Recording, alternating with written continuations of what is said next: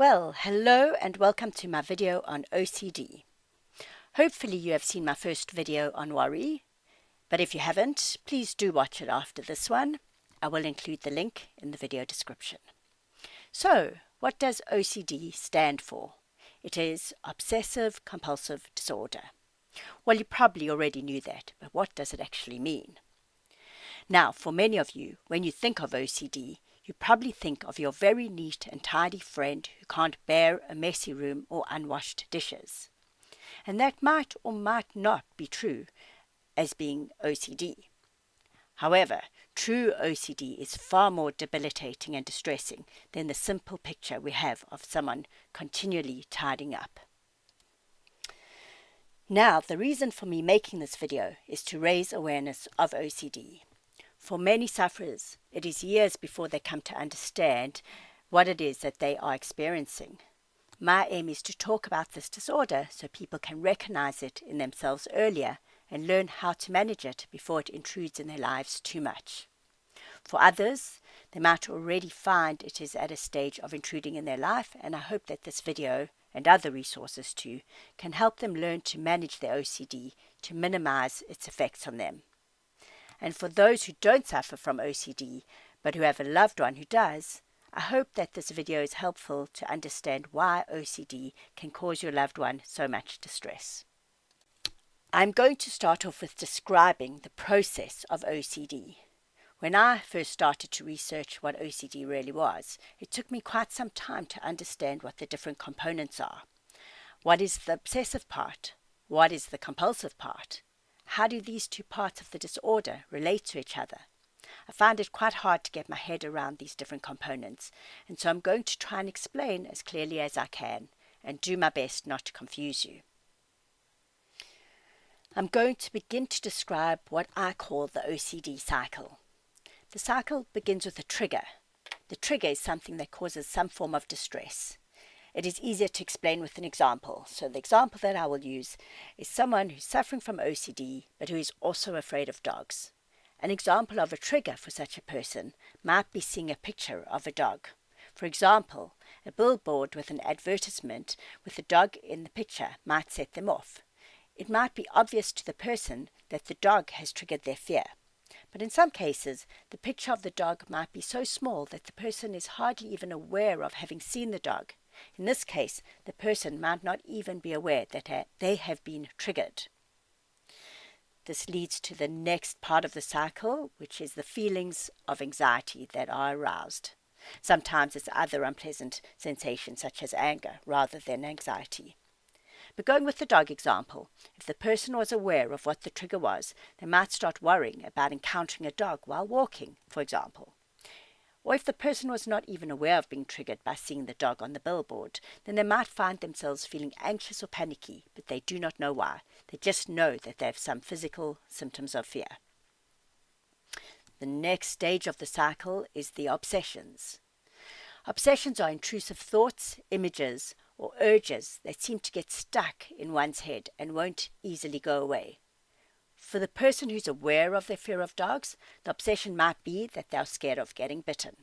For a person unaware of what caused their discomfort, they might develop a less rational obsession, such as a thought or image in their head of getting hurt. These obsessions can be distressing and tend to be repetitive or prolonged. This leads to the next part of the cycle.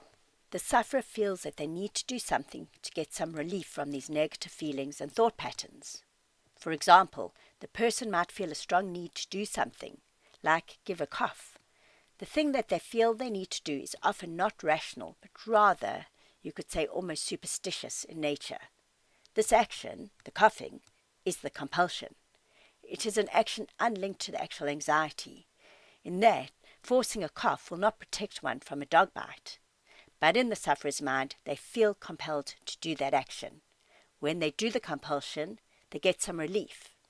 It is very difficult for the person not to carry out these compulsions, even if they are aware that the compulsion is rationally not linked to their fear. So now the person has some relief, but that relief is not long-lasting. So it is not long before another trigger sets off another cycle. And this is particularly intense or frequent when the sufferer is in a particularly bad state of anxiety and is easily triggered. And so this whole cycle is repeated. This pattern of thought and behavior gets reinforced and tends to then become more frequent over time. And such is the way the brain works. A repeated pattern quickly becomes a stronger and stronger habit. And now I'd like to just do a quick recap of the cycle, just to give further explanation. So it starts with the trigger. This trigger is what sets off the anxiety. I've given 2 little examples in here. The first one, someone embarrasses you, for example, or you might hear a scary story. This leads to the next part of the cycle, which is the anxiety. This is the resulting feelings from the trigger, and you might feel humiliated, or you might be experiencing fear. The next part of the cycle is the actual obsessive thought. This is a recurring thought or image that is hard to push out of your head. It might be something like a violent image of hurting the person who embarrassed you, or of something scary happening. The next part of the cycle is the actual compulsion. This is the action you feel compelled to do, or the thought you feel compelled to focus on in order to get relief from the obsessive thought. Example 1, you might feel compelled to say things in your head to counter the violent images you had of hurting the person who embarrassed you.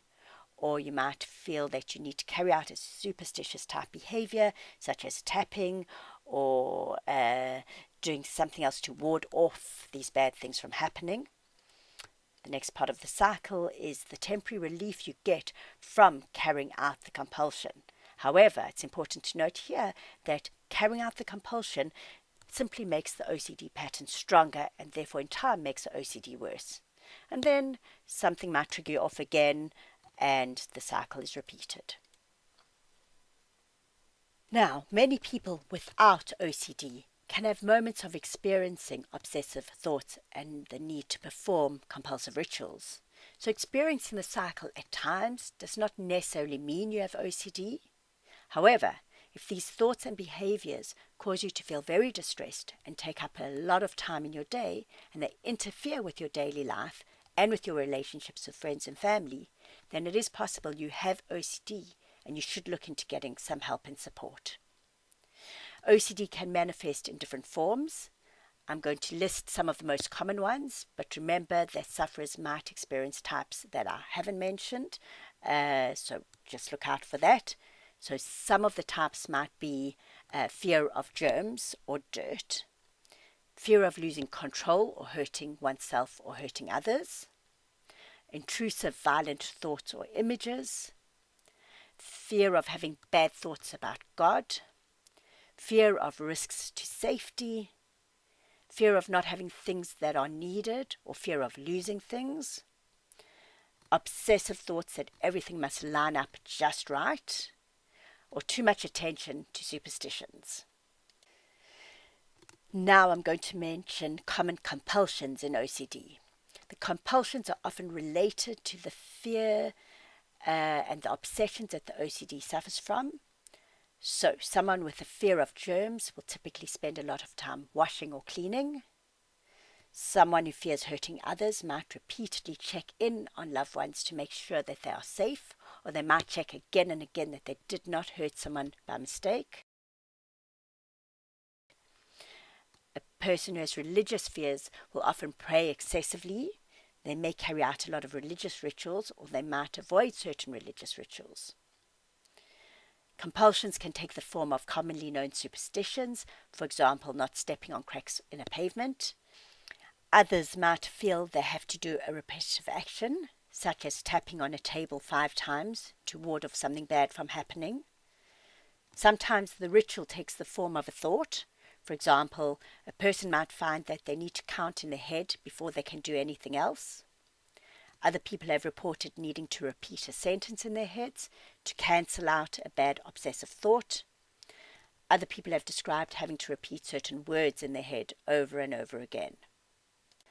Fear of risks to safety might manifest with compulsions of needing to check things over and over. For example, checking that the stove is off, or that the door is locked. Now, checking that you have done something to keep yourself safe is a good thing. Checking that you have turned the stove off could prevent a fire. Checking that you have locked the front door before going to sleep at night or going out for the day is good to protect your home and yourselves. But when the checking is excessive and one cannot relax until they have checked again and again, then this might be a problem. People who have obsessive thoughts of things being just right might do a compulsion of positioning things perfectly, sometimes spending huge amounts of time making sure things are lined up exactly. Another compulsion may be collecting what to others might seem like non-valuable goods, such as old newspapers or empty food containers. This could potentially be a form of OCD called hoarding.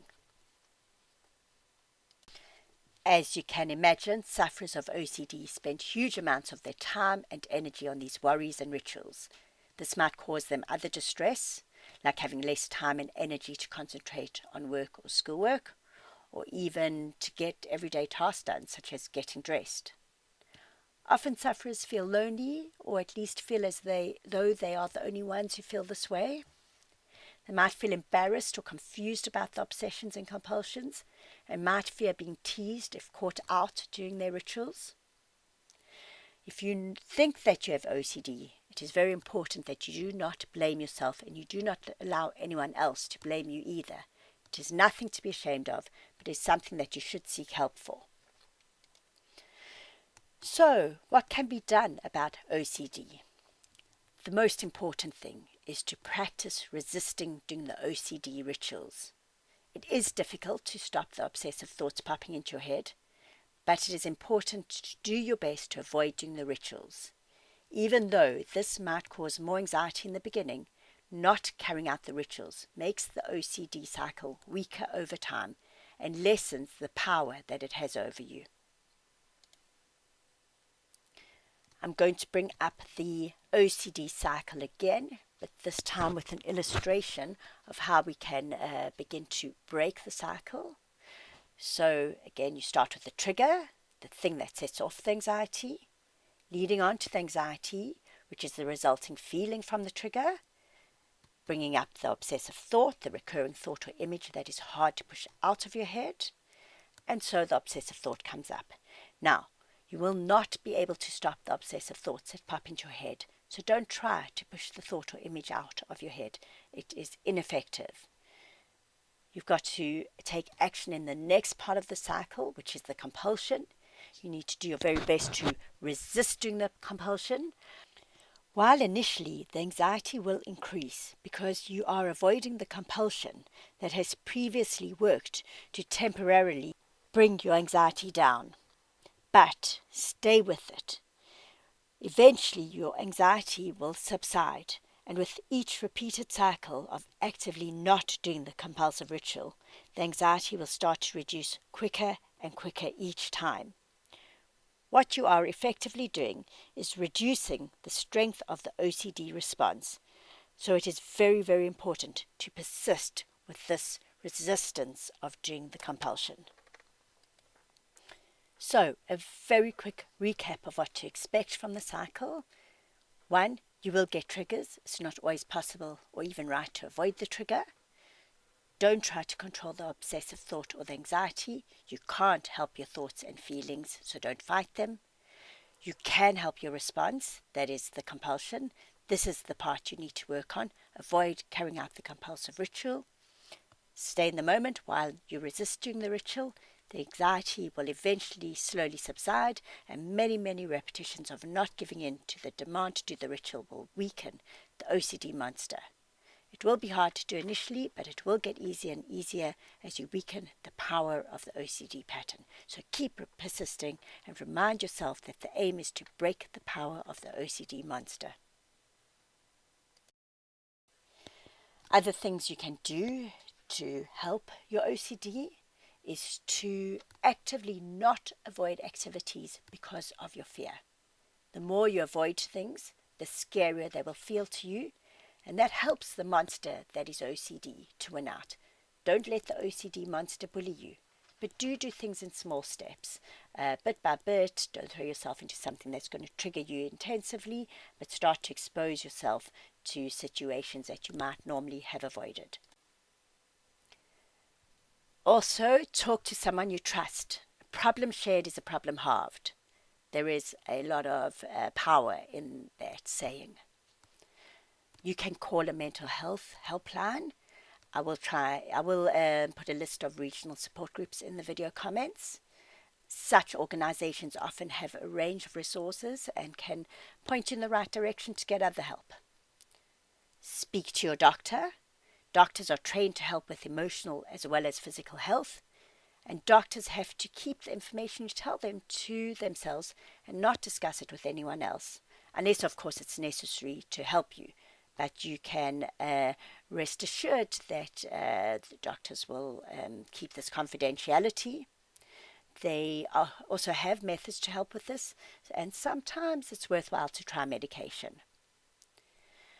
Don't be put off by bullies or the fear of bullies. Remember that there are more people who would like to help and support you than there are those who would embarrass you. Keep hopeful. With help, these things can be treated and you can get better. I'm ending off now with wishing you luck in your journey to overcoming OCD. Always remember that you are not alone. Be brave and seek help if you need to. I hope this video has been helpful. Thanks for listening.